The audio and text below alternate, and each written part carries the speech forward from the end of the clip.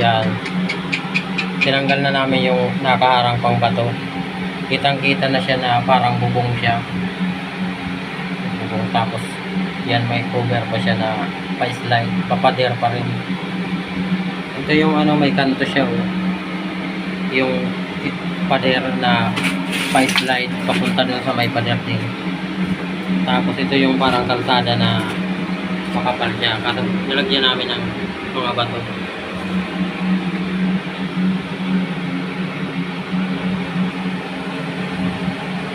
Daming bato, daming. Tanggalan ka ba?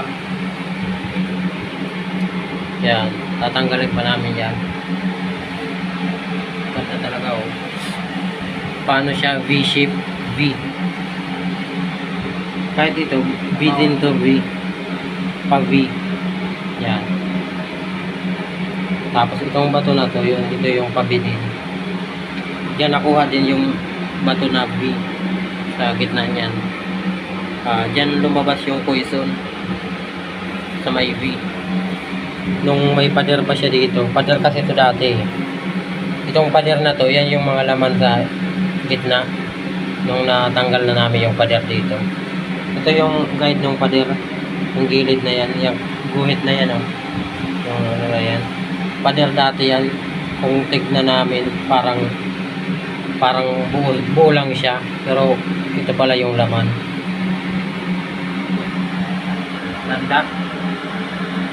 Okay. Arigato gozaimasu. Bansai.